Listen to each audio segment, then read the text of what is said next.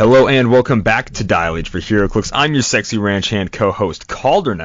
This episode, we're going to talk about the Fantastic Four Eternal Games previews and answer a Malcolm Rush question block. It's episode 315. Howdy, howdy, let's get rowdy.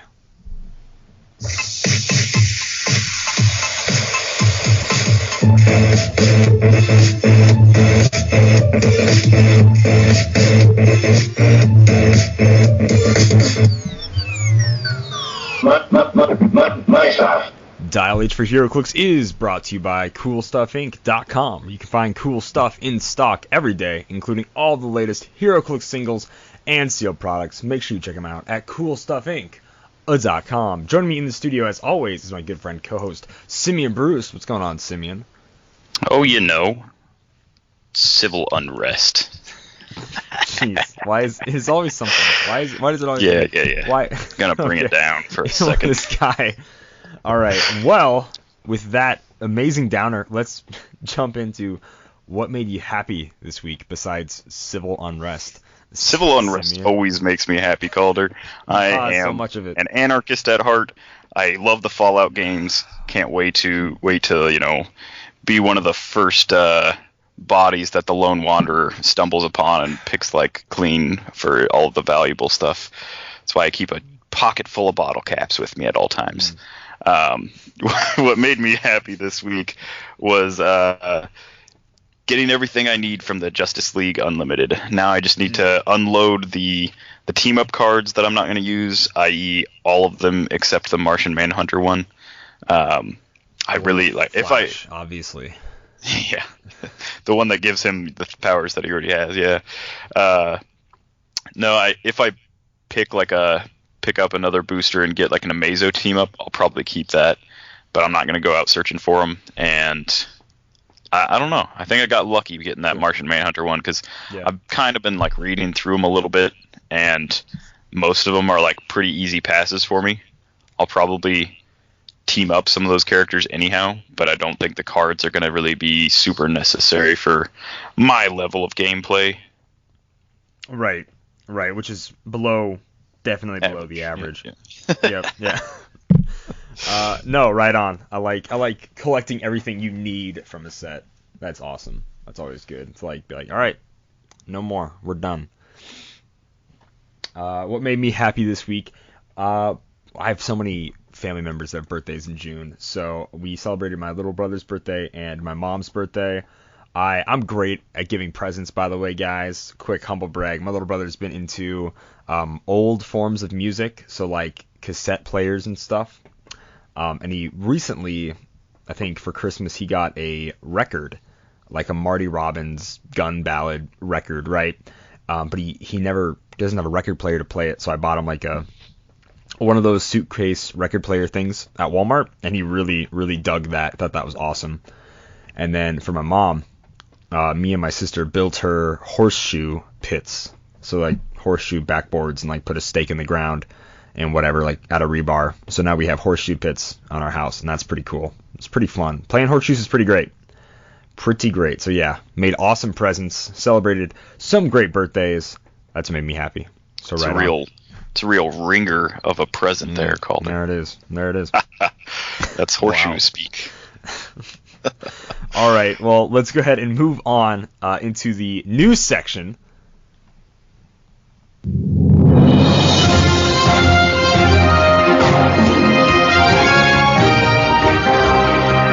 Oh baby, Fantastic Four preview season has officially dropped. We get to start strong with a rare, super rare, and a chase from Eternal Games. Simeon, are these getting you excited for Fantastic Four? Yeah, they are. I'll just leave it at that. They're doing their job. Yep, they are.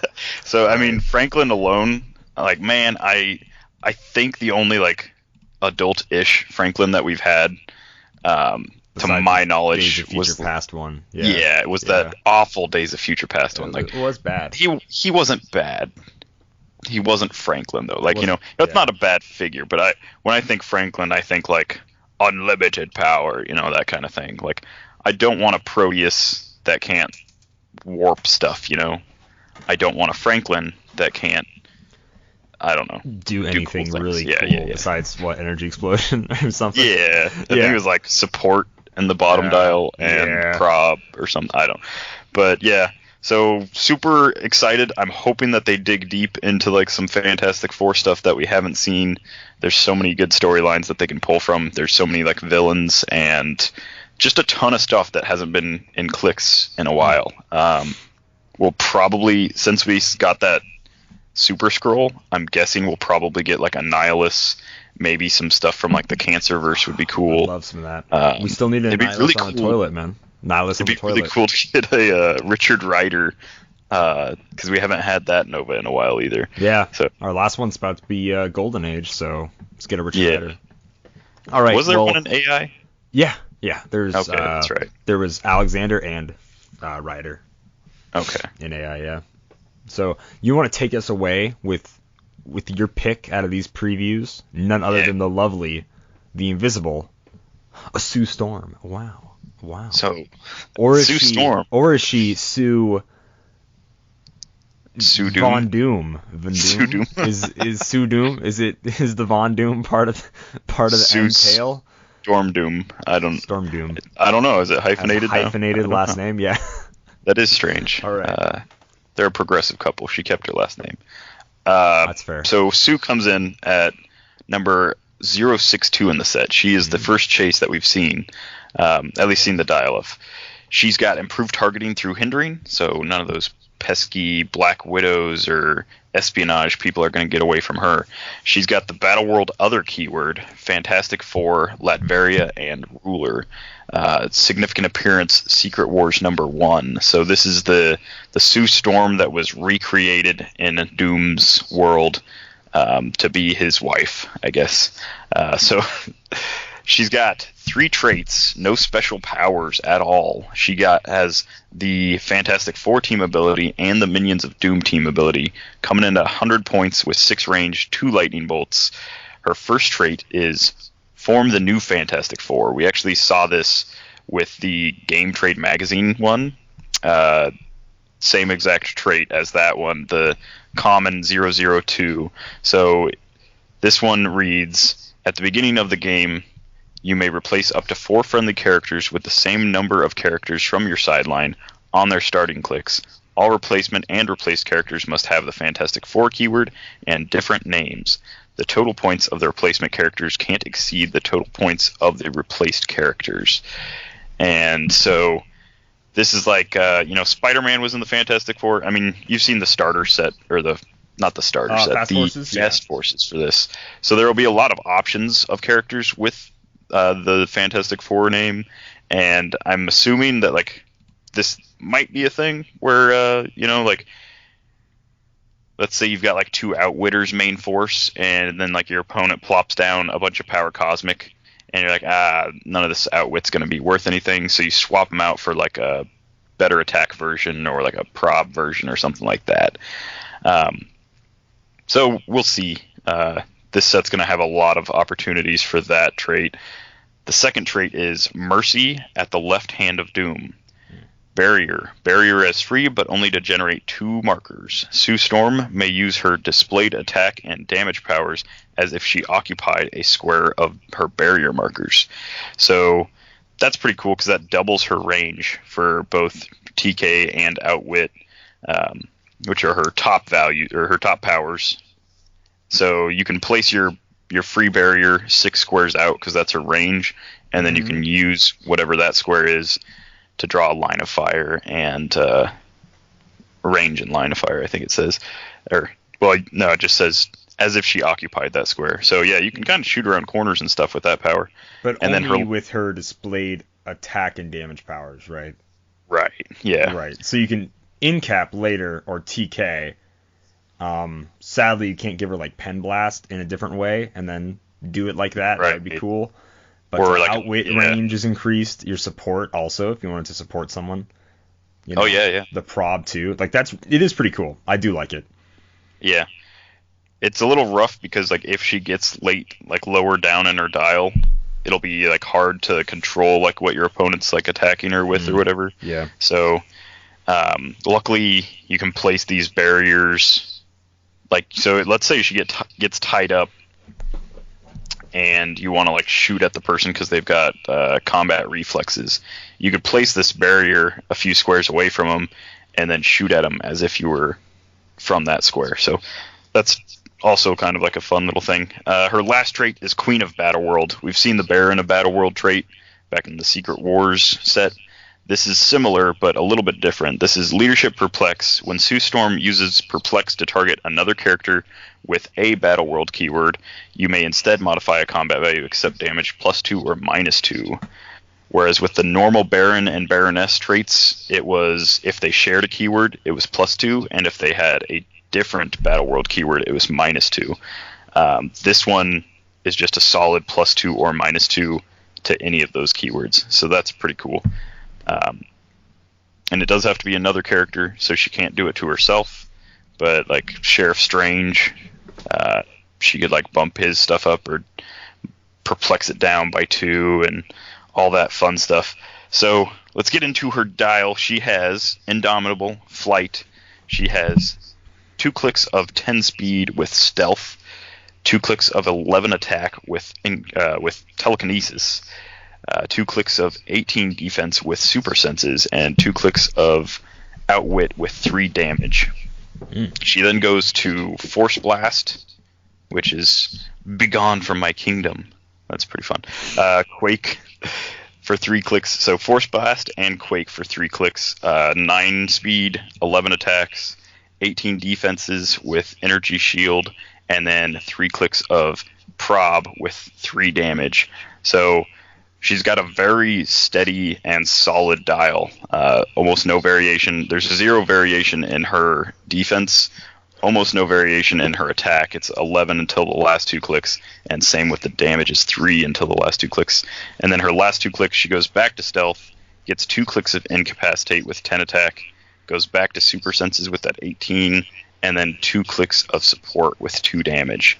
And so she's a solid little 100-point piece. Lots of versatility. Not like the greatest attacker for 100 points. So I could see on like a 400-point game with like the rest of the Fantastic Four, she'll probably shine. That Baroness trait, or Queen of Battleworld trait, I guess. That'll be really cool. She can't use it with her barrier, her special barrier power. Right, because yeah. those aren't, Leadership and Perplex aren't printed. But I still think that it's a pretty solid piece. Anything with free barriers always going to be something to keep an eye on. And the sculpt is not too bad. She's got like a energy shield looking thing going on. She's kind of like mid-flight. Yeah. So, yes. Her bottom half is slightly more invisible than her top half. That's kind of neat. Yeah. I do wish they had... so like barrier and invisibility are of course like her 2 big things. Earlier on, she was just like invisible, and then they were like, we need to make her slightly more useful powers in like fighting. Yeah. So that's when force fields came in, and so barrier makes a lot of sense because that's nowadays in comics that's a big thing she does. But I would have liked to see like a stealth that like negates improved targeting through hindering or something that would have kept her in stealth. That would be cool, right? And I don't know if that's too powerful for 100 points, but it's not like she's busting down doors or anything. Yeah, no, I think my problem with just making her invisibility power just stealth is that like she can be invisible and not have to stand in a bush type deal, you know? Like right. I understand what like how it's way easier just to give the character stealth and then give her a trait where it's like blah blah blah blah blah blah can't target XYZ. But yeah, it's always we've seen so many characters that have like a version of stealth where if like they're not in a hindering terrain, line of fire is blocked unless they have like 2 action tokens. Yeah, something like that would be good for. Yeah, and if anyone deserves a power like that is literally the Invisible Woman, Sue Storm. Like no, true. All right, I'm going to talk about my pick, Franklin Richards, 039, first rare we've seen from the set, I think. I don't remember. Yeah. He is unique. He's got 2 traits. He has a special attack power. So 6 range, no special combat symbols. 65 points, Fantastic Four team ability, 11 clicks of life, which is pretty cool as we read here. Slightly less nuts, but still really nuts once we get into it. His first trait is Return of the Fantastic Four. Friendly characters with the Fantastic Four keyword within 4 squares have the Power Cosmic team ability. He is a friendly character with the Fantastic Four keyword. He's always within 4 squares. Thus, Franklin has the Power Cosmic team ability, unless keyword shenanigans get rid of the Fantastic Four keyword somehow. I don't know. But like this dude is almost an instant always play on a Fantastic Four team because he gives them all Power Cosmic. When they're within 4, sure, but he gives them all Power Cosmic. Is so sick. And then he has Maybe I'm Finally Ordinary. Franklin Richards can't be equipped and can only be healed by regeneration or the F4 team ability. The first time Franklin Richards would be KO'd by his own unavoidable damage, instead turn him to click 11. You're like, whoa, Kalder, how are we killing Franklin with his unavoidable damage? Well, that is his special attack power that he has for the first 10 clicks of his 10 clicks of his life. Let me reiterate that a little bit here, guys. Free. Choose 3 standard powers. Franklin Richards can use the chosen powers until your next turn. Double Slash. This is a secondary part of the trait. At the end of your turn, if Franklin Richards activated this power or made an attack, roll a d6, deal him unavoidable damage equal to half the result. Roll 2, you get dealt 1, etc., etc. A 4, that's 2, a 6, that's 3, and then you round up. So what do his stats look like for 65 points? If he ever makes an attack, he's going to potentially take unavoidable. He does get to choose 3 powers. They don't even have to be, of a different standard power type. They could all be, he could choose stealth, running shot, sidestep if you wanted to. They could all be the same power, right? He could choose impervious, invincible, super senses if he was so possessed, right? So that's really cool. So it allows very interesting combinations for sure. His stats are, and it all kind of goes by in 3 clicks here. 9 speed for the first 3, 8 speed for the next 3, 7 speed for the last 4, and then 6 on his 11th click. He has an 11-11, 10 for a bunch of his dial, then 2 9s and an 8 to end his dial. Starts at an 18, goes to a 17 for 6 clicks of life, 16 for 3 clicks of life, and a 15 on his last click. 4 damage the first 3 clicks, 3 damage the next 5, 2 damage the next 2, and then 1 damage on his last click. So his last click doesn't have the special attack power, it just has Perplex, and it's I'm not useless, which I really appreciate there, which is pretty cool. So this is like the depowered Franklin on the very end here. He's used up everything he's got, and there it is. So it's pretty cool. Franklin is kind of nuts. He's a little complicated to be in the rare slot. I kind of thought they were going to do the whole super rares are more complicated than rares type blah blah blah deal, but that was years ago. They don't have to take their own, not their own advice. They don't have to listen to themselves so they don't have to, actually keep themselves on the straight and narrow. I think this guy should be a super rare because I think him being a rare and then instantly making Fantastic Four keyword way better in this set is awesome. Like right away with his powers, what you said before the show, he chooses sidestep, running shot, pulse wave. And then he has a, what is that, 10 square reach, 11 for 4, 10 square reach, and then you'll take whatever unavoidable damage. And then if you get down dial and you don't want to do anything with your 9 attack, 2 damage, well then you can just choose regeneration. And I understand you'll have a chance to also deal yourself damage back from healing that way. But you can still just heal up, Yeah. So his first trait, there's also the Fantastic Four team ability. If he's on click 11, of course, on click 11 he can't pick a power, so he can't pick regen. But if he's on click 11 and someone with the Fantastic Four team ability is KO'd, then he'll heal back up to that special attack power where he can pick regen next turn, or same turn, I guess. Yeah, no, exactly. And then it's cool because, like I said, that Maybe I'm Finally Ordinary trait is even if you kill yourself with your own unavoidable, you do get, playing a little too close to the fire there, maybe, and you can go pop right back on to click 11 for the first time you do that. So that's really awesome. 11 clicks of life for 65 points, just like as a period, right? Don't make any attacks with them. Don't whatever, choose powers, right? You still have 11 clicks of life for 65 points right away, which is pretty awesome. Pretty great. Like, even if you take 3 damage right away, or, like, you know, even if you're playing it safe and you don't want to take any damage at all, like, you're still going to, it's in a sealed format for sure, it's going to be hard to take this guy out in one turn. Even if he, you know, doesn't choose any powers, he's just an 18, you know, whatever. Still 11 clicks of life you have to chew through, which is just awesome. So yeah, that's just nuts. I think if you play it smart with Franklin, you're going to get a running shot pulse wave off right away, 11 for 4. And then it's kind of like, come get me, come mess with me from there. I think he's awesome. Another a fun Golden Age thing to team up with him is the Infinity Challenge Alicia Masters bystander for 5 points. It has the Fantastic Four keyword, or I think the Fantastic Four, or not Fantastic Four team keyword, ability. the team ability. Yep. The Fantastic Four team ability isn't uncopyable either. So if you get some cheap like wild cards and you're not afraid to like push one to death just to like heal him back up, like you could potentially, you know, for some throwing your opponent some points, you could get him, like keep him on top click pretty easily, just from that kind of stuff. Oh yeah. And there's not a lot of keyword shenanigans that can work with Fantastic Four right now that we haven't seen any, but there's like the new boss every week trait from what was that, EarthX? EarthX, yeah. So with the enforcers. yeah, you could give I think you can give Fancy Dan Power Cosmic now, and I don't know why you wouldn't play that way. See, now I want to make a Montana team here. Montana, Yeah. Fancy Dan, Ox, they're all Power Cosmic. That's great. Yeah, Silver They're the Sable new can be Fantastic Power Four. Cosmic. Yeah. Yeah.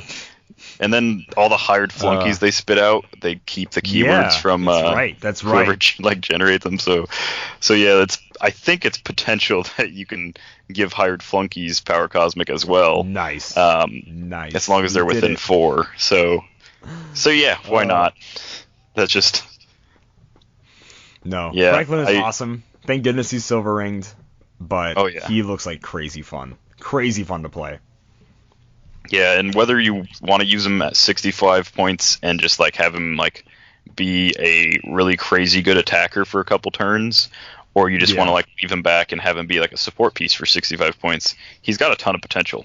And For sure. with that Sue Storm that we just talked about, and like another TK piece, you can get him like 12 squares out of your starting area, and then Yeah. with that like range between picking like running shot, sidestep, pulse wave, or pen blast, or whatever you want to do, he's just got so much opportunity to be like a real crazy dude, which is good. It's what I want from Absolutely. Franklin. Yeah. No, totally. All right, those are the previews. Do we want to discuss this other chick? Just like real quick, like my at least disgust and disappointment, anyways. So in the super rare slot, number 050, we got Miss Marvel. Super rare slot. A super rare. Yeah, so we've gotten a few Kamala Khans like lately. This one really doesn't do a whole lot different than like the I think I still like the one from Mighty Thor more. That was the one that could like switch back and forth, I believe. I think I still like that one more. This one has Agents of Atlas, Avengers, Champions, and Humans, and Celebrity. Same kind of keywords we normally get. Same things you'd expect. Trade shape change. Free. She can be giant sized and combat values +1, or has perplex and plasticity. And then she's got boot symbol with a special single click of a special speed power, and that is sidestep, tiny size, hypersonic speed, but only once per game. Wild card, 60 points. So for 5 clicks, she's 5 clicks deep. She's 5 points less than that Franklin Richards we just talked about. And man, you just, for a super rare and 5 points less, you get so much less than that much rare. less. Like, it's pretty aggravating to me, to be honest. Like, compared to that one that we just discussed, this piece on paper, if you were just going off that last one, could be like 30 points, and I would have been like, like that's a solid like 30-point piece. But for 60, it's like, I don't know why I wouldn't pay the extra 5 for that Franklin when he's got 11 clicks. He's got 6 clicks more of life, and his starting stats are his attack and damage are both 1 higher than hers. Plus, he can pick literally like you can have Cypress on the power side. cosmic his entire dial, which is great. She doesn't even have willpower, you know. She's just like she's an uncommon or maybe a rare, pretending to be a super rare and wasting your super rare slot when you pull her. Like she's just so. She's like the Black Widow of this set. Like how Captain America had like that terrible super rare. She's sadly just a terrible super rare in this set. Okay for sealed, but I mean, I'm not going to be excited to pull her in. This is a great piece for sealed. Let me look up the last Ms. Marvel from Mighty Thor. So that one also had 5 clicks, but this was the one where at the beginning of your turn you could turn her to the same click number of a different color and heal her 1 click. So that one was 90 points, so I guess 30 points more. But it also had a solid way to heal its whole dial, and it also had traded shape change. I don't know. That one also had outwit. Also didn't have end on. Sculpts are always so goofy. I think it's her power is just a goofy power. Yeah. She looks awful. Sorry, I'm looking at the tall one. That is terrifying to look at. Oh. The colossal one. The colossal one. Oh, it's bad. Oh, it's bad. That one does look just so weird. So probably her first one was her best one with just the leap and the big fist, I guess. Yeah. The rest of these have all been pretty awful. Her power is gross. I mean, it's weird when Reed does it. For some reason, when she just makes her hands big, it's weirder. Yeah, just the big just hands. Giant hand. It's so odd. Yeah, but okay.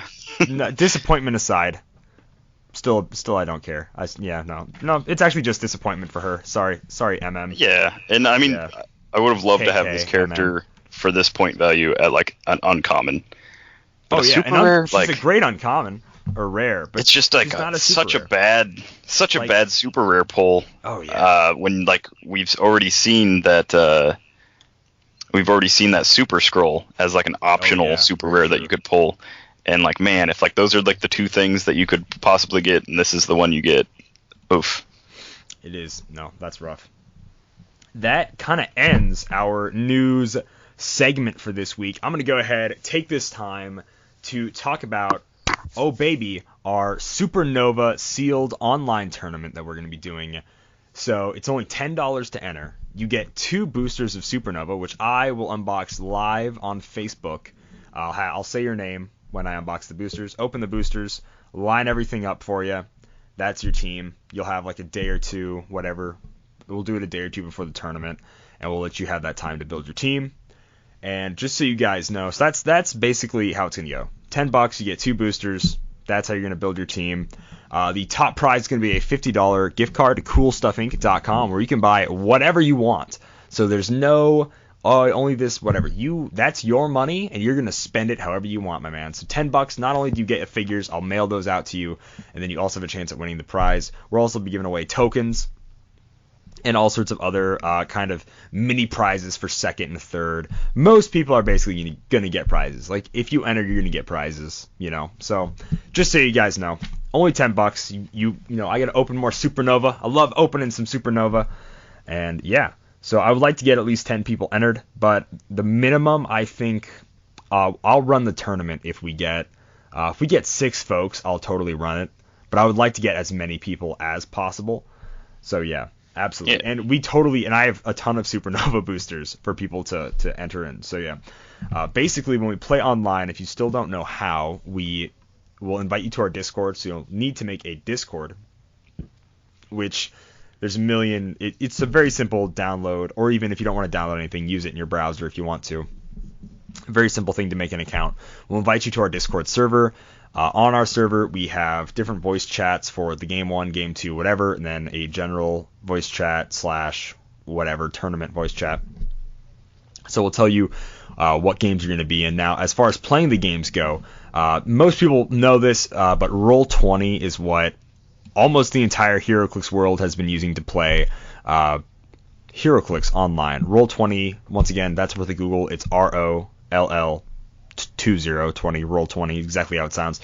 Make an account. We'll send you a link, and then there's a bunch of videos if you want to watch. There's ones by Happy Little Heroclix, Mr. Clix Flix, all sorts of videos on how to run and use Roll20. Basically, you'll save images and you'll move figures on a map. It's pretty simple to play Heroclix on Roll20. You'll type in /roll 2d6 1d6 for rolling dice.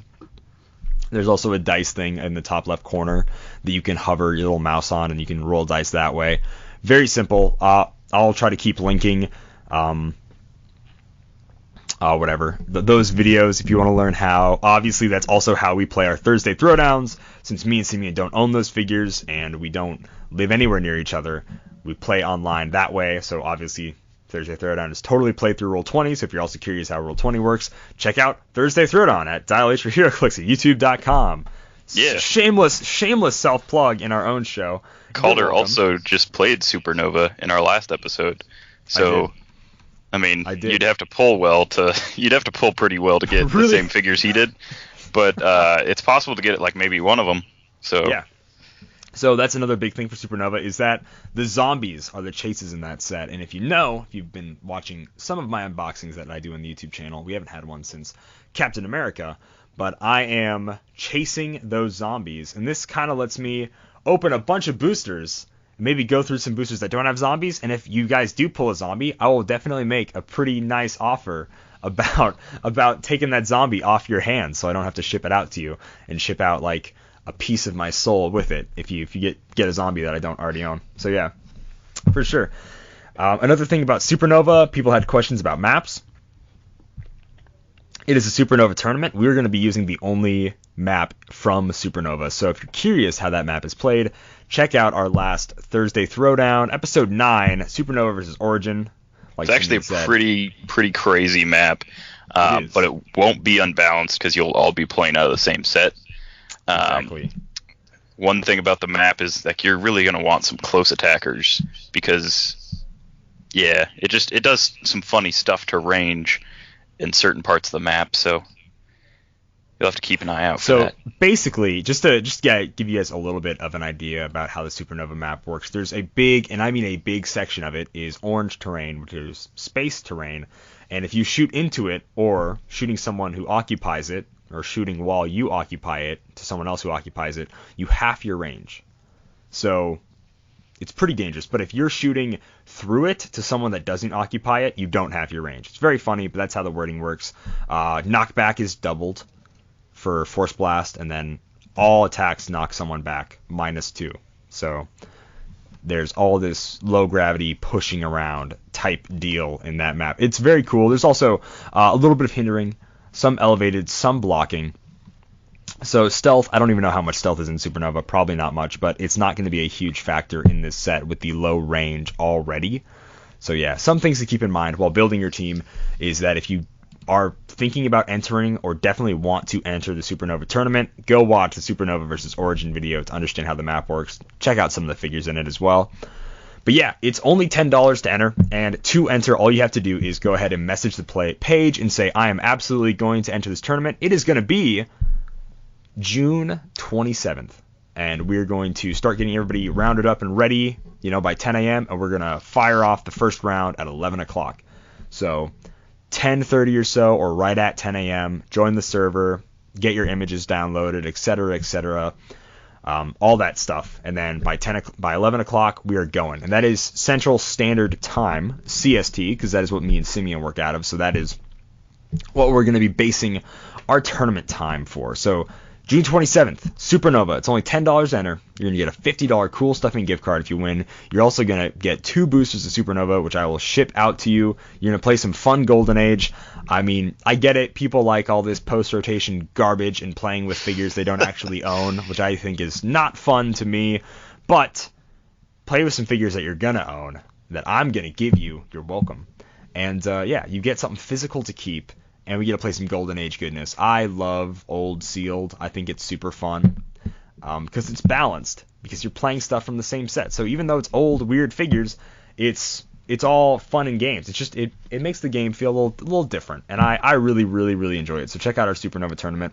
Just message Simeon or I through Facebook, through Twitter, through Discord, whatever, and just say, I'm absolutely going to sign up. Paying is just PayPal, or if you support us on Patreon, you can subtract whatever you give to us on Patreon from there. So if you donate $1, it's only $9. You donate $5, whatever, you take $5 off. You donate $10, well, guess what? Bada bing, bada boom. That's a free entry into our tournament, which is another great reason to support us on Patreon. Oh my goodness. Oh my gosh. Here we go. Let's get into the Patreon rank up ceremony. We only have one person ranking up this week, and that is Aaron Lloyd. He's going to be a super fan. That's right. Over that 50 mark. Good job, Aaron Lloyd. Good job. I know Chris used to have this really cool little background music. He'd make a whole big deal about it. Yeah. Yeah, so go nuts. So Aaron Lloyd is a brand new Dolly super fan. I'm changing some things about Patreon. We don't have a lot to give away right now. You may have noticed we didn't do any posts about a giveaway for May. I don't know about a giveaway for June. I haven't bought any Justice League Unlimited. Probably am not going to buy any of it. Just going to pick up the figures I need. I do not, We do have a Fantastic Four Cosmic Clash starter for giveaway at some point. We were waiting for that bad boy to get in. Yeah, we didn't know when it was going to drop, so we couldn't really promise it until it was physically here. But once we get that in hand, Cosmic Clash starter is going to be the giveaway. I designed some new action tokens. I'm waiting those to get mailed to me. I am going to wait until the tournament is over before I ship out Patreon rewards. Normally a lot of people in the Patreon sign up for the tournament, so it makes it simple that I can do May and June's Patreon rewards and also ship them out with your prizes. Saves me a trip to the post office that I was going to have to make anyways. Makes it a lot easier. I can't wait for you guys to see these tokens.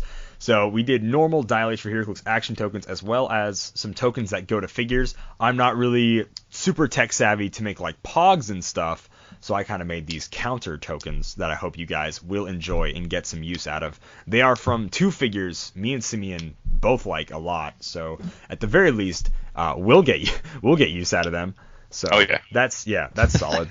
So I can't wait for you guys to see those. And of course, if you want to support us on Patreon, check it out, Dial-H for Heroclix, or patreon.com/Dial-H for Heroclix to support the show. We normally do giveaways, and I'm gonna do this. So like we just had the Patreon rank up ceremony for Aaron Lloyd, means he's given $50 to us in the course of his lifetime, right? And that's where it ends at Superfan. We are going to change those around, or at least I'm going to change these around. And now every time you rank up, it's going to actually mean something instead of just getting a cooler title. You know, like when Chris introduced the ranking ups, he was just like, they're going to get a cool name, and I was like, but is that it? Is that all they get? Like it's neat. Don't get me wrong. Like it's cool.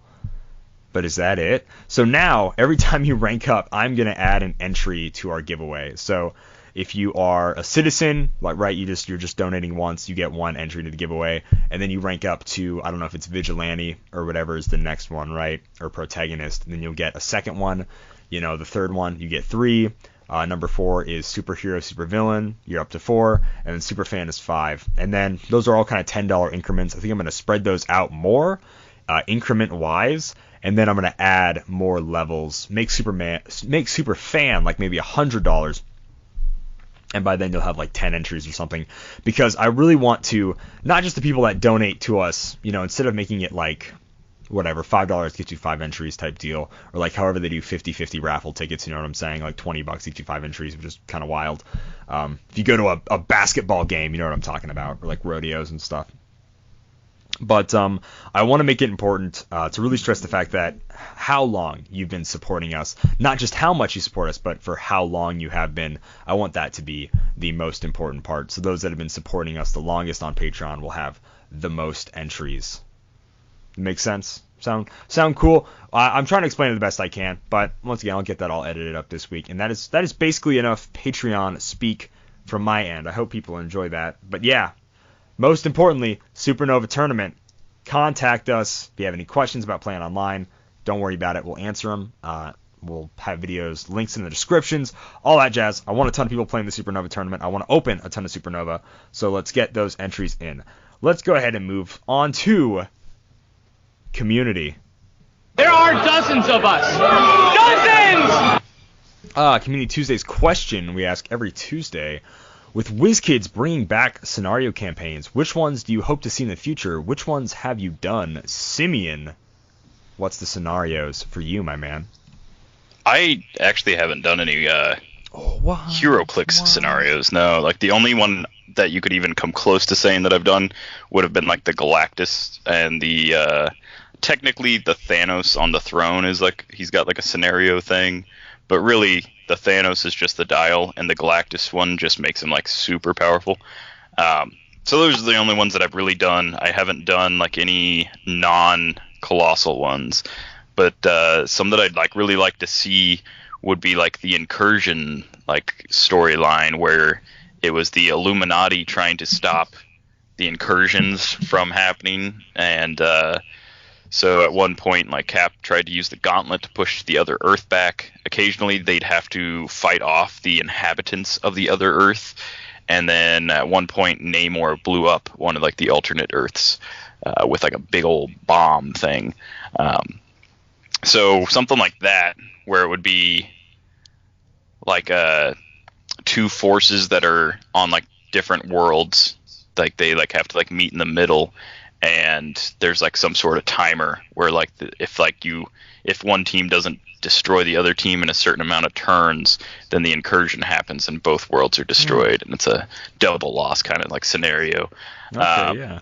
Or like a sabotage kind of thing where you try and get like a bomb placed in like your opponent's starting area and then keep them from like putting it in your starting area, or I don't know, something like that would be interesting. Anything that like follows like storylines. There's a ton of like storylines like in the last the House of X storyline, the last X-Men book that I read to get caught up with that new set. They have to try and destroy a Sentinel base looking thing, and so like they kind of go on like this mission and they all have to like split up to do different stuff, and so like that'd be a fun scenario kind of thing too. And then you just have like generic soldier guys trying to stop them. Okay. Yeah, there you go. I think my favorite campaign I've played, oddly enough, is the one that was in the Thor: The Dark World starter set. And you would switch maps because it was like you and, if you remember Thor: The Dark World, Malekith and Thor are just beating each other up as they keep going through the weird portal thing, and they keep like fighting on different worlds, and they just keep flying through the air. So you would mark your pieces and then switch maps, and then like play for a turn or two, and then switch maps again. Which, as weird as that was, it was pretty fun. I actually really enjoyed it. Yeah, that does seem like pretty sweet. It'd be pretty easzy, especially if you were playing like with skirmish maps that have half the map is numbered tiles already. Oh, right. Yeah, that would be way easier if we had skirmish maps back in 2013, Thor: The Dark World. No.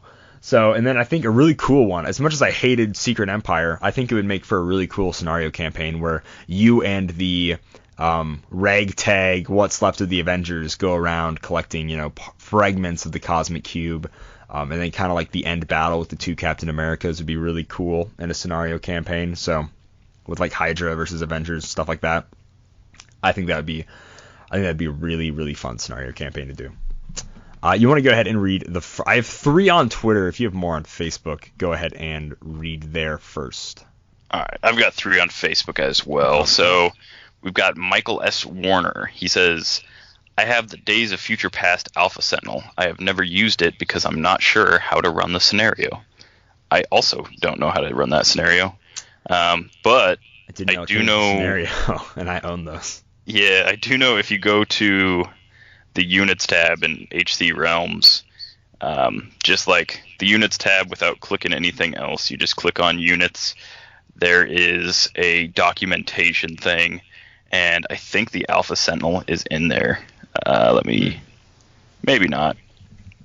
Nope, doesn't look like it. I lied. But there's a lot of scenarios. Liar! There's Alpha Rulebook and Alpha Powers and Abilities card, but I don't think that's the Alpha Sentinel. Always now that I'm, because that's DC. So, yep, that was a different thing that I was thinking about. I'm sure it's online somewhere. That's as helpful as I can be. Wow. Superhero Jedi-Legend says, playing through A and B of the F4 tonight, loving the campaign. I'd like to see classic stories with Carnage Venom Spidey do this year. Can we ask for a maximum Carnage campaign, PG-13 or above? DC, Death of Soups would be cool too. I would really like a Death of Superman campaign where you're like Doomsday and you just crush the Justice League, and then the 90s Justice League, it was a different league at the time. Just annihilate the Justice League and then just annihilate Superman and then die and then Reign of the Supermen. Like a Death of Soups would be a really sick campaign scenario for DC. Yeah. Then you could bring in like the Cyborg Superman and Superboy and all those weirdos. That's how I feel about them. Tyler Murin says, none, but I'd be down for something with Doctor Strange and the multiverse or other realms where you switch maps mid-campaign. Ooh, nice. So like I don't know, those little like portal things kind of. Yeah, kind of. Yeah, kind of like a... We have Protagonist, Bonsai Tree and Sapling says, looking forward to trying out the F4 when I get it. I really dig a scenario campaign for Spider Island. And he has a picture of the Spider Island, which was a part of Secret Wars Battle World. I liked it a lot. I only have like the second part where everybody is already... A spider. No, not spiders, but like... Well, yes, spiders. Some of them are, yeah. But... like Captain America turns back into a werewolf, or whatever. Captain Marvel is half a vampire right now because they find out that if you mutate them again, they don't become spiders. They already have one. They don't become like a spider werewolf. It's just the werewolf cancels out the spider, I guess, and that's really cool. And more than Peter Parker, but Flash Thompson played a big role in it, and I love some good Agent Venom too. So I would really dig a Spider Island scenario as well. Very nice. Last but not least on Facebook, we've got Top Fan. Don't know how you get that, but he's got it. Mark Richards says, post the pic. Let's take a look. It's in a book. Reading Rainbow. I don't understand. I don't either. Okay. But I read it just for the rhyme that I could add to it. The Reading Rainbow thing. That's what I always want to do. I always want to bring it back to LeVar Burton. He's a good man. Good man, that LeVar Burton. That Geordie LaForge. Solid fella. Then the last one on Twitter is Jason Levine says, I would love to see the Avengers Under Siege storyline where the Masters of Evil take over the Avengers Mansion. That would be great. I like that. Yeah. Siege was that was a good storyline. So was the Dark Avengers with who was that guy? Osborn leading the Dark Avengers. Iron Patriot. Is that Dark Reign? Is that what that one was? Or is that something? Yes. Okay. Dark Reign. I think Dark Reign might have been. Was that Thunderbolts? It's been a while.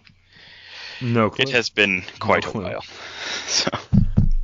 All right, and then that'll finish off Community Tuesday's question. We're going to go ahead and move into a Jedi-Legend Heroclix tip of the week.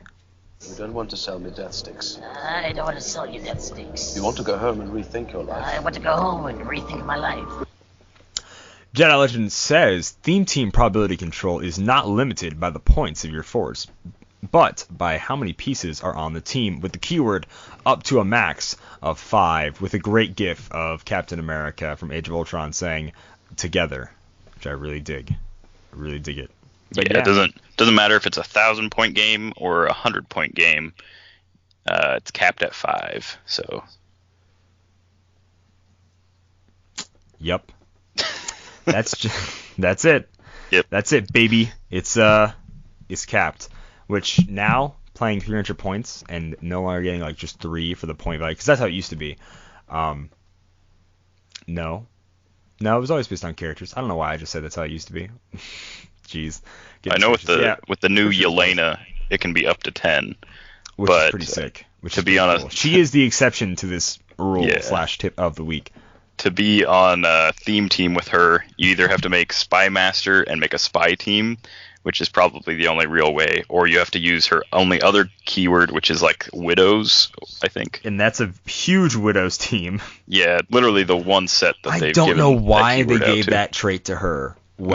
In order to make a 10-person Widows team, I think you have to use I don't even know if those generics have widows. A lot They of probably multiple, do. yeah. You're gonna have to use a bunch of them, and they're like 25, 50-point generics too. Like, it's gonna be a high point game no matter what to get all those probs that you want for your team. So yeah, it's a little rough. It's a little rough for my taste. But no, right on. And yes, generic keywords did used to have theme team probs. Someone said the other day that they didn't, and that was wrong.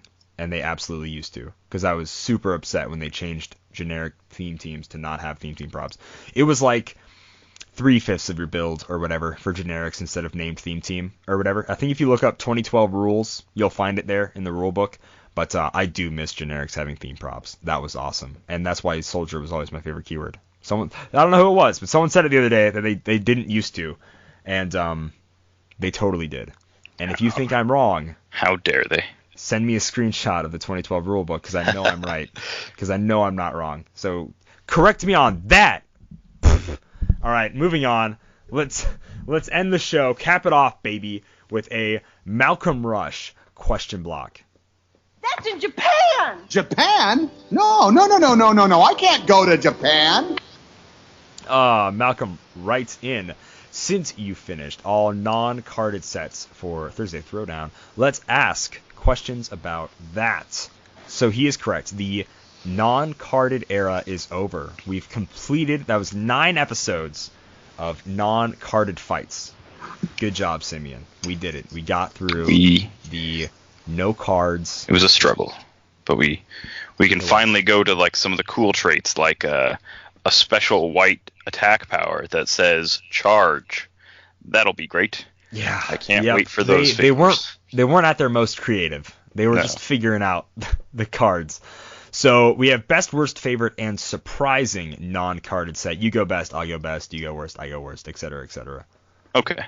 So I said best. So a lot of these I just used the ones that I played. Because I wasn't going to make decisions on Calder's sets because I didn't get to like play them. I did get to play against them, and my view may have been warped. So I said best was collateral damage. I just really loved the sculpts. I think the sculpts were like they knocked it out of the park with a lot of them. Some of them really had no business being as good as they were, especially in like an older set. But they were actually pretty solid. I'm trying to pick up a few of those. And then some of the pieces were actually, like, for the points, their starting line, like, up to, like, Click 3, were pretty solid for, like, the points. And, yeah. Absolutely. Right on. My best, I said Ultimates. Even though it was a short game, I really enjoyed Ultimates as a set. And I own a lot of figures from Ultimates. They have cool sculpts. And I just really liked the dials seemed really solid in the Ultimate set, but even before I ever played it, I always like kind of enjoyed the Ultimate set. So yeah, worst, I put down Clobbering Time because with the exception of Nightcrawler, who was a pretty good piece, I was just not overly impressed with like what that set had to offer, and it was like one of the first sets. I think it was like set number 3 or 4 or something like that. But yeah, so like I didn't have like high expectations, but I was still like between like the sculpts just not looking super crazy cool, and like the powers and stats not really matching what I would hope their point value would be. I think I ended up with like a ton of like 2 damage when I played that, and I was like, man, if I could just have somebody with like 3 damage, that'd be wonderful, wouldn't it?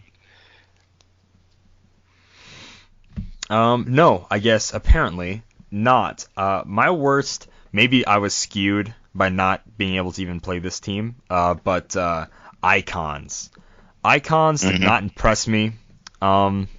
They got absolutely annihilated by the Phoenix, and then absolutely annihilated by my quote-unquote teammate for the next half of the video. So I was not impressed with Icons. I was definitely not hedging my bets and allowing you to defeat the Phoenix by yourself, thus rendering your team easily for me to beat. That is not what I did at all. I cannot stand. List of people I cannot stand. Simeon Bruce, number 1. Favorite set? Favorite set for me was Indy. Mostly just because So there's like a lot of cool powers and properties in the set, but like there was just so much variety in team abilities, and none of them are like straight up bad. None of the team abilities in that set are bad. Like, so I might pick up like a Secret Wars set and have like a bunch of Avengers, and I'm like, I don't really care about the Avengers team ability. I might get like, an X-Men, or like, I don't know, that wouldn't be in there, but you know what I'm saying. Like, you'll get your Mystics, which is uncopyable, and like different stuff like that.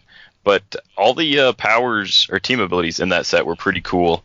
And then it's just really cool to be able to have like a Hellboy or a Judge Dredd. Like, the fact that we actually had a set at one point, and we were at one point like able to have those properties, is really cool. I really hope that they somehow get back in with that. It'd be really cool, even if it's just like image properties or like Dark Horse or like the BPRD. Give me those Archie Comics properties. Come on. Hey, Archie's crossed over with some cool stuff. No, absolutely, yeah. Like DC's Glee. Also, that's what I need. I want Glee. No, obviously there's better Archie crossovers than that. DC's also recently crossed over with like they did like a Looney Tunes crossover and some other. I own some of the Looney Tunes ones. They're clever. I liked them a lot. Porky Pig and Lex Luthor was great. I have to give my favorite set to Supernova. I love Supernova. Even if it didn't work the way I wanted to, I love Supernova. So it has to be my favorite Golden Age set. Simeon, what was the most surprising set for you?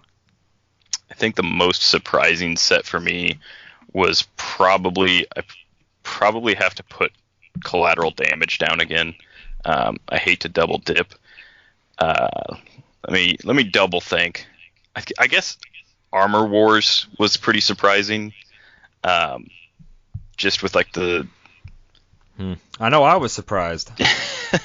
I know, yeah. Armor Wars was pretty surprising with just like the few low-costed, like high damage output pieces that were there. You played that Ultron, right? I don't remember which one it was. I did not. Oh, okay. Well, I remember looking at the Ultron and being like, wow, that's actually like still pretty solid. Like, his defense drops, but like yeah, throughout his whole dial, he's like pretty solid for like that day and age. And so yeah, that was a pretty surprising one. Also, how bad that Phoenix was in that set, that was surprising.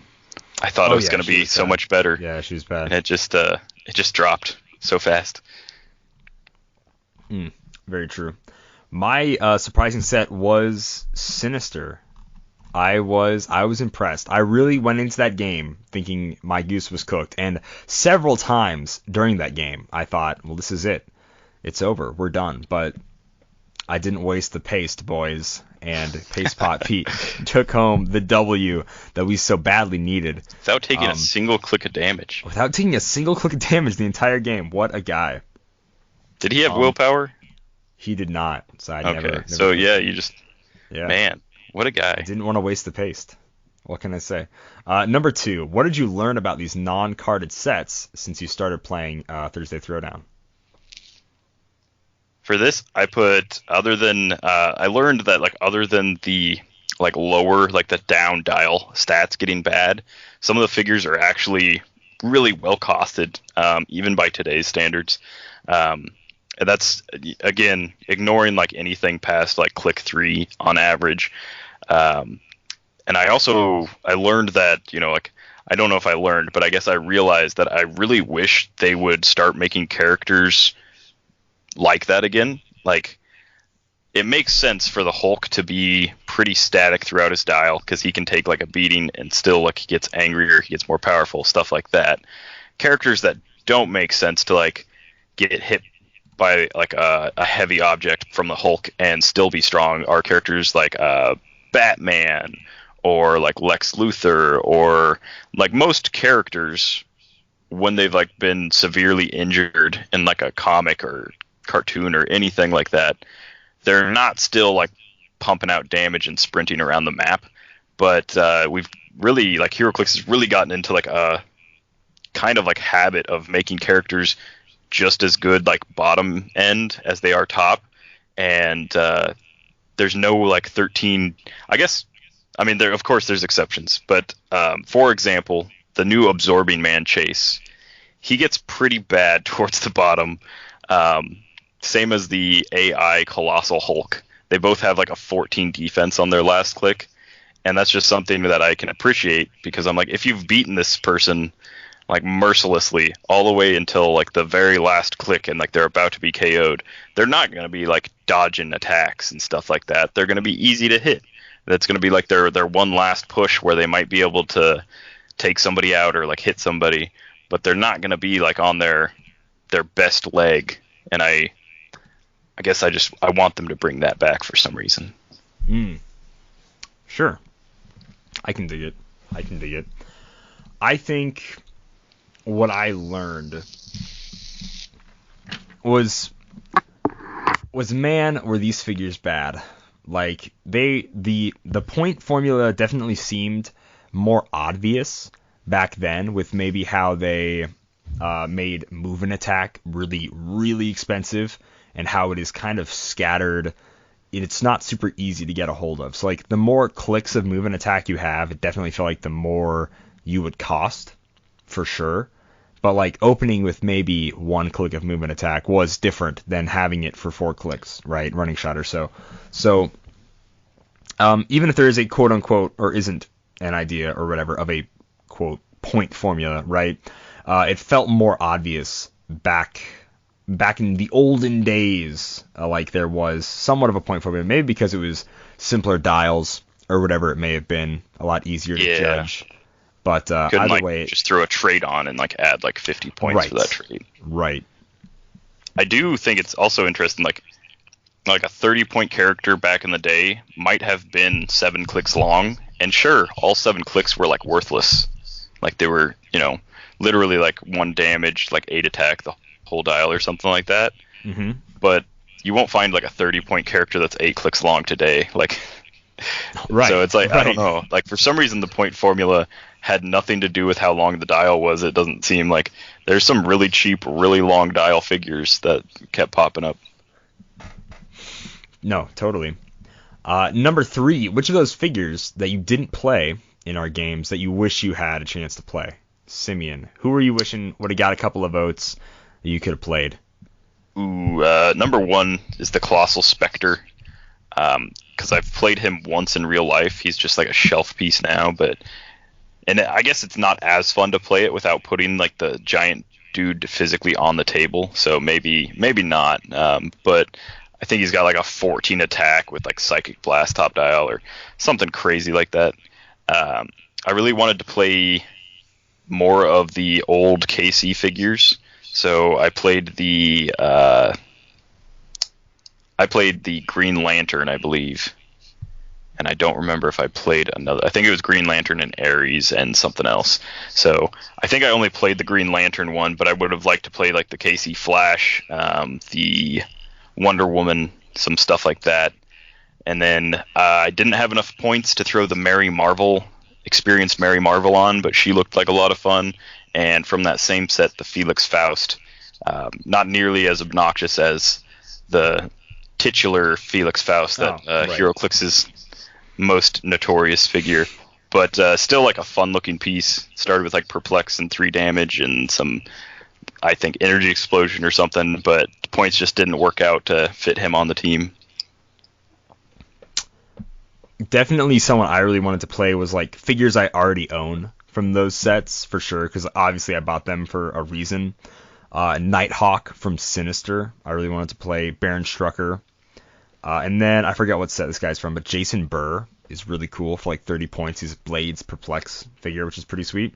And then any Lex Luthor. I didn't get a play, didn't get any votes for Lex Luthors. I think I got maybe a vote, but it didn't make it to the team anyways, sadly. So hopefully in the future we can play some more sexy Lexis and scratch that itch.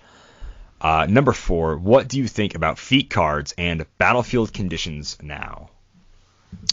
So I never really played a whole lot of feats or battlefield conditions. I was more of an ATA kind of person, and I don't know if that's just because they like weren't really a thing in Modern when I started, at least not like to my knowledge. But but I really, actually, after playing Battlefield Conditions, I really like those. They're like fun little scenarios that you can add to like any game, and it doesn't really give you an advantage. I mean, you could build your team around like the Battlefield condition to an extent, but it doesn't really give you like an outright advantage that your opponent doesn't also get. And then I said feats can be a little bit overpowered in some situations. So I understand why in a lot of Golden Age tournaments and like stuff like that, they'll disallow feats in Battlefield conditions because of there's some feats out there that do some crazy stuff. Right.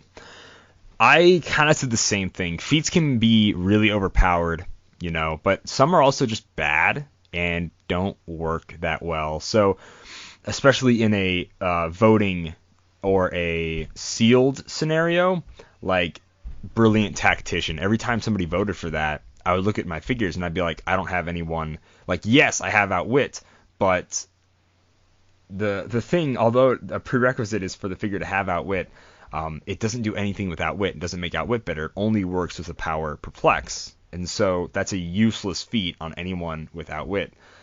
Same thing with whatever. There's another feat. I didn't write it down. But I think Trick Shot was also just kind of bad. Although, you could ignore Hindering, but if you... I don't know. It didn't work out when I was getting votes and stuff for it. So like that one didn't really work. I think Lunge is awful. I think you get a chance at Breakaway. That might be it. But you already have to have Leap Climb. It's like, okay, I guess. So there are some really bad feats out there. There are some really, really good feats out there in Contact with Oracle, Nova Blast, etc., right? I like Battlefield Conditions. I think they're cool. I think they're somewhat balanced. The fact that you can only use one in one game for your entire tournament.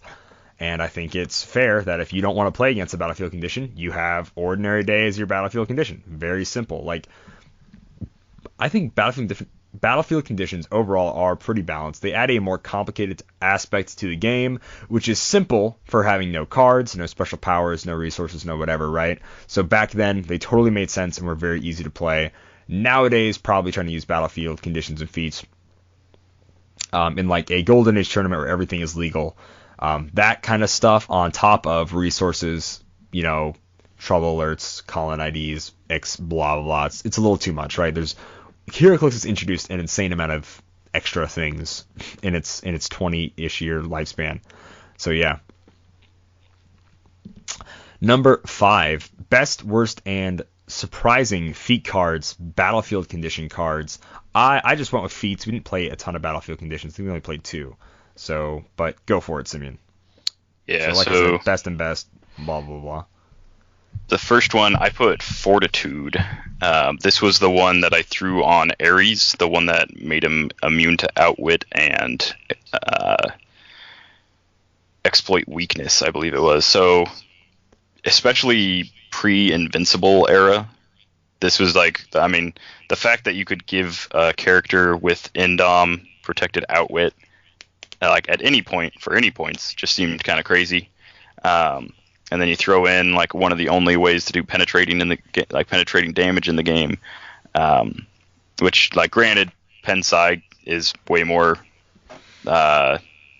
popular now. It's like a much more accessible power now. But I feel like back when this like first popped out, this would probably have been like one of the best ones to throw on a big beat stick type character.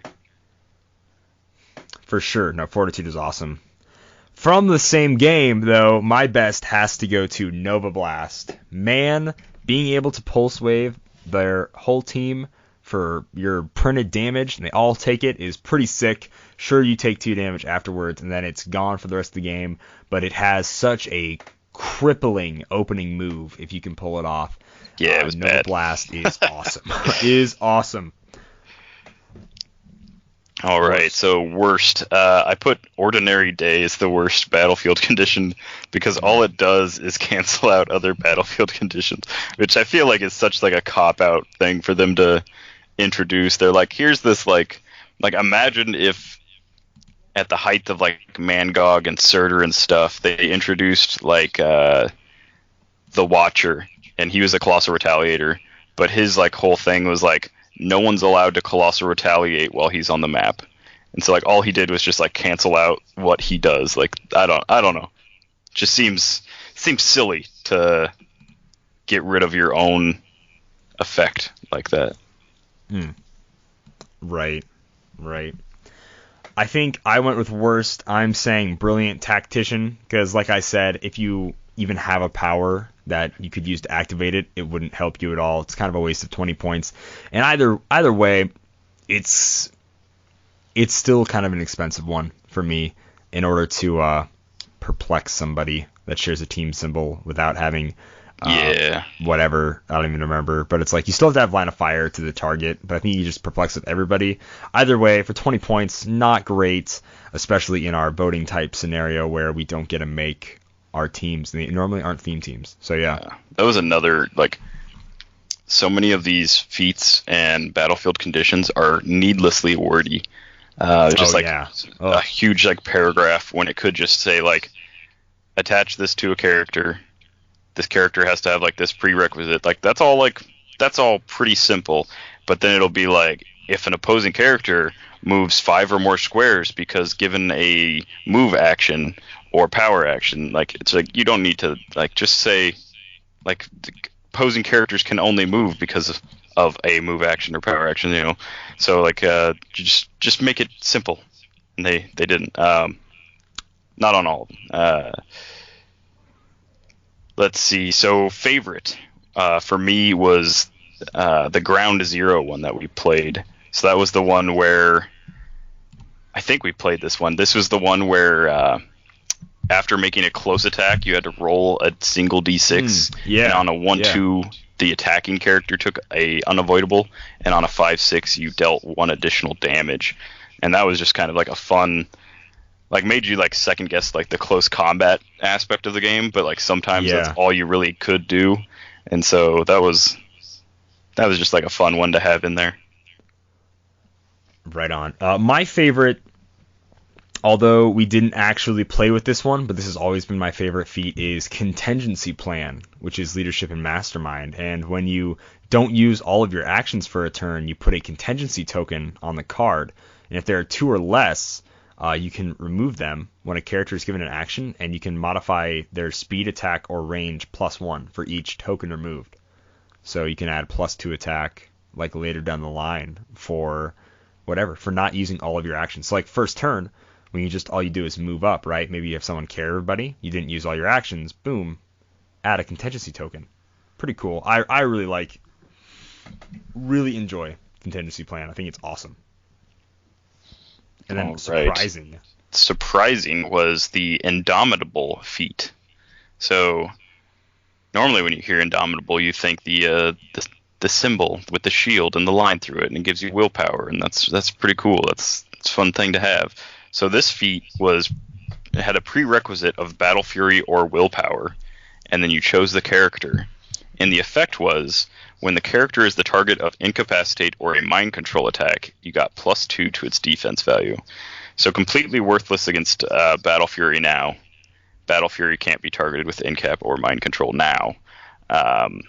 This was from the Sinister set, so this would have been back in 2006, and I'm assuming that wasn't the case. I just thought it was funny that they had a feat named Indomitable, and one of the prerequisites was willpower, and it doesn't give you like big right? Yeah, and they years later went back and they were like, we should fix this feat, and they're like, let's just put it on the dial and give them willpower. That's what they did. I'm sure of it. Right.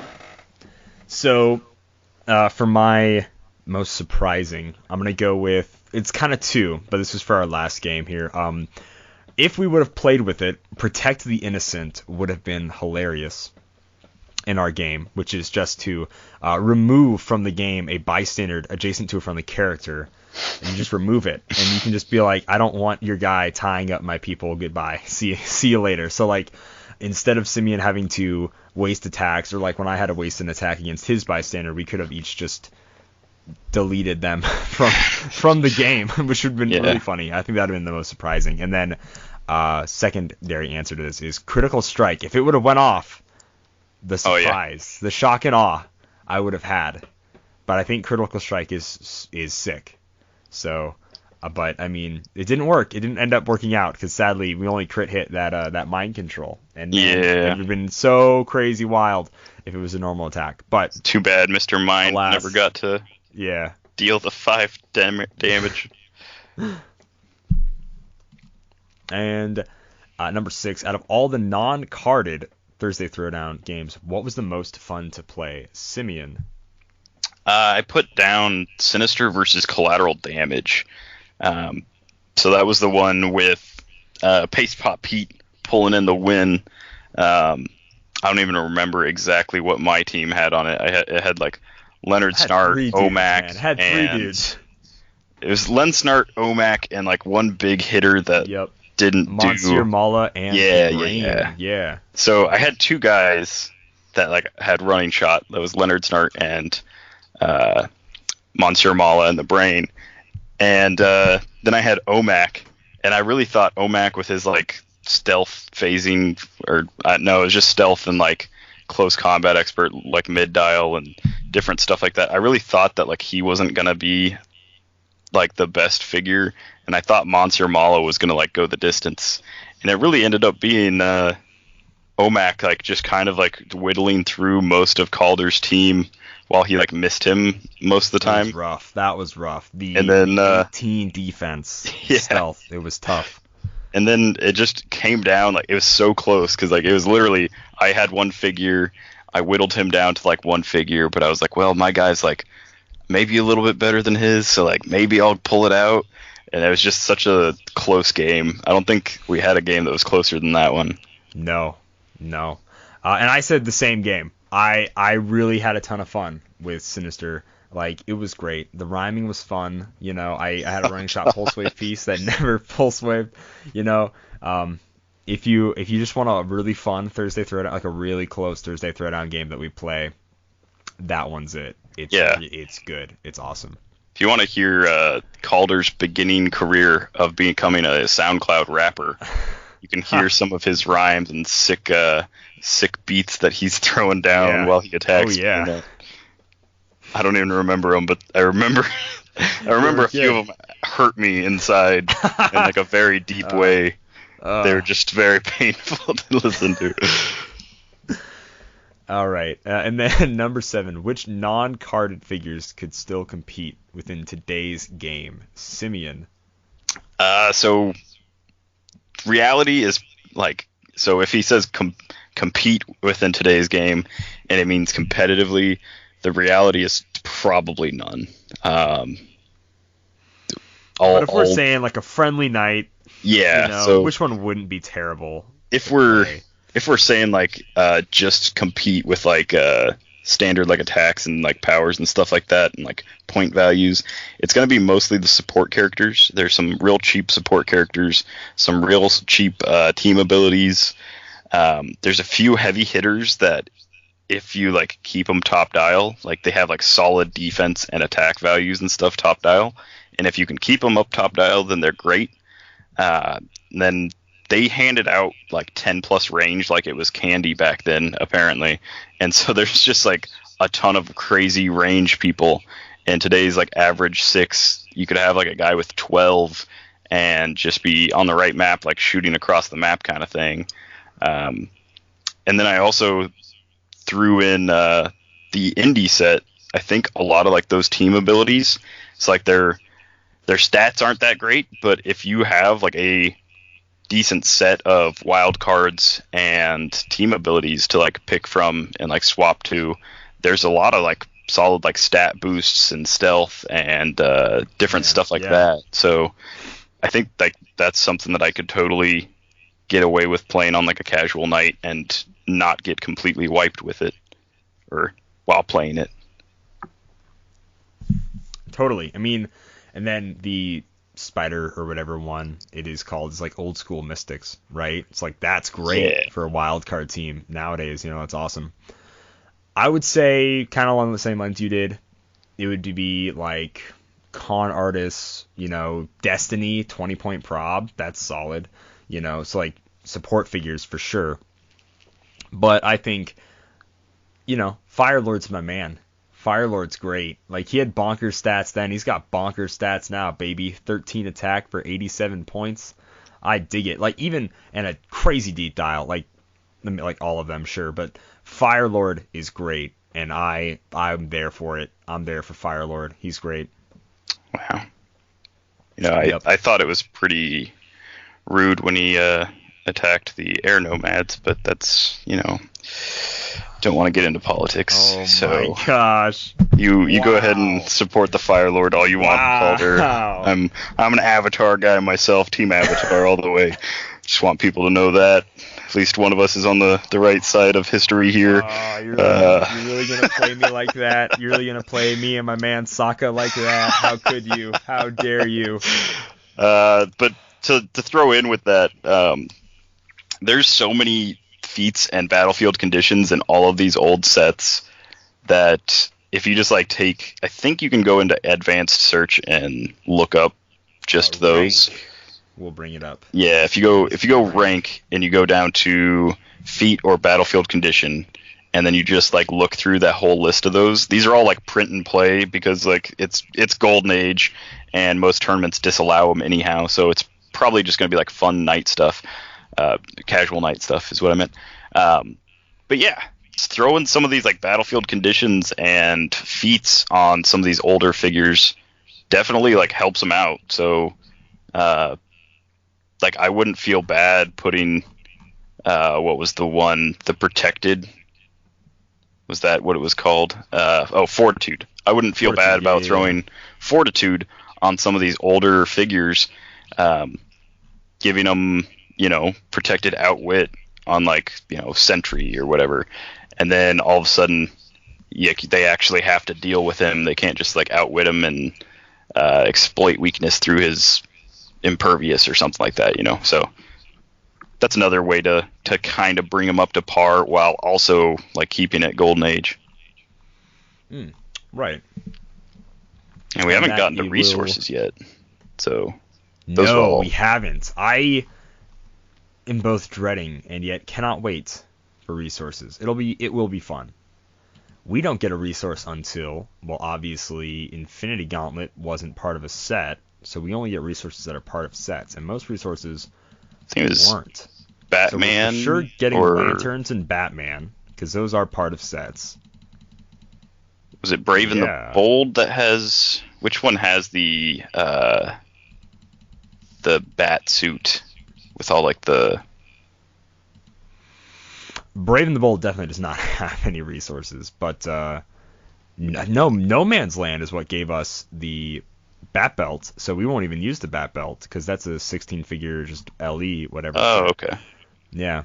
So it'll probably be maybe just Lanterns for resources that went to a set.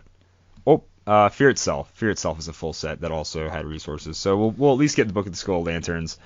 Iron Man has the Power Rings, so we'll for sure get those. The Mandarin Rings, yeah. Can't wait to start rolling a 5 or 6 to equip some of these resources. Oh, baby. Relics. Yeah, I can't wait for Relics, too. Relics will be fun. We haven't gotten Relics yet. Relics will obviously be Mighty Thor up until Guardians of the Galaxy. There's still... Technically, there was still technically a relic Justice in Age League of Ultron, I think. Okay. Or no, maybe it was Avengers Assemble. It was whichever one had the Pym particles. And it was technically a relic, but it was auto-equip. And then after that, all objects became auto-equip. So Justice League Trinity War had the last roll relics with the Sins, Sloth and Seven Deadly. Yep. Absolutely. But that is all those awesome Golden Age questions answered that has to do with Thursday Throwdown. If you haven't yet, check us out on YouTube. At jedi-Legend Heroclix, and watch what we upload every Thursday. A Thursday Throwdown, some Golden Age goodness, a backyard brawl of sorts of old figures, and it's just so much fun. It really is. So if you enjoy the podcast and you got time on YouTube to watch a fun game, you want to watch some Heroclix games, check us out on YouTube. We like to do some cool content for the YouTube. You know what I'm saying? So like people get a little something out there, a little fix. So yeah, check it out. And we're just gonna keep doing these bad boys until probably one of us dies. Well, I don't know what until we run out of get sets. to current. Yeah, until we get to current modern, or until one of us dies, whichever one happens first. You know? Well, if you check out my latest thumbnail, it does not look like I have much longer. Like I definitely look like I'm at the end of my rope in that last thumbnail. So, and that's another great thing is Simeon is having a wild time with the thumbnails. I'm gonna leave it there. Like it's pretty great. It's so good. So at the very least, check out our Instagram where we upload the thumbnails, or check out the YouTube to see the thumbnails, because they are, I mean, wow. There's no words. So no words I can really truly use to describe some of these thumbnails. It's just great that I've finally realized that I have no shame, and I'm willing to look like those, like whatever I do, you know. I'm totally willing to have a picture online forever looking like that, and that's good. It's good to know I've reached that point. Yep. And with that, we do bring a close to our episode. Ladies and gentlemen, like I said earlier, support us on Patreon, patreon.com/DialH for Heroclix. Check us out on Facebook and Twitter, facebook.com/DialH for Heroclix. We are on Twitter at DialH4. That's the number 4 Heroclix. Instagram is just DialH4 Heroclix, all spelt out. YouTube is youtube.com/DialH for Heroclix. Once again, all spelt out. If you want to send us questions like how Malcolm does, you can either write into our Facebook or Twitter, just let us a private message, or you can send us an email, and that is dialh4heroclix@gmail.com. Dialh for Heroclix is dialh4heroclix. Sorry for just blah, blah, blah, blah. Is all spelled out for all of those except for Twitter, where it's a 4 instead of an FOR. And please, please, please, if you're interested in the Supernova Tournament, message Facebook or Twitter, either straight up me and Simeon or the Dialh for Heroclix Facebook page or Twitter, and get entered in that tournament. Say you're going to enter, we'll accept whatever, like you said. If you donate to us on Patreon, we'll take that much off, and then we'll just PayPal, whatever, the rest, or a full tournament entry, and you're pretty much guaranteed a prize if you enter. You'll automatically get great figures, and you'll get to play some really fun Golden Age games. We're going to play at least, I think, 4 rounds, cut to top, whatever, 4 or 6. Depends how many people we get, but I would love to get as many people as possible. Like I said, we're going to play if we get 6 people for sure, and that is going to be the 27th, 10 a.m. CST, and then start time is going to be at 11 a.m. So let us know, get messaged, and get entered. The quicker people enter, like just get written down, don't wait a day or 2 before the tournament. So the sooner you get entered, the more confident I can be in the amount of folks showing up and how much boosters I need to get ready. You know what I'm saying? Help me help you by entering as soon as possible, and even if you think you've already entered. Kevin, you don't have to do this. You made it pretty clear. But even if you think you already entered, everybody else, message me again, just to make sure I have you down. All right? Thank you, guys. Simeon, you want to go ahead and read us out of here? Absolutely. So with that, we come to a close, and Dial H for Heroclix once again is brought to you by CoolStuffInc.com, where you can find cool stuff in stock every day, including all the latest Heroclix singles and sealed products. The new Black Widow is finally, all that stuff is up for sale now. It was on pre-order for a long time, but they actually have singles now. You can pre-order that Fantastic Four set that hasn't dropped yet, but will at some point. The Fast Forces and all that stuff's up there for pre-order as well. So check them out at CoolStuffInc.com. Happy trails.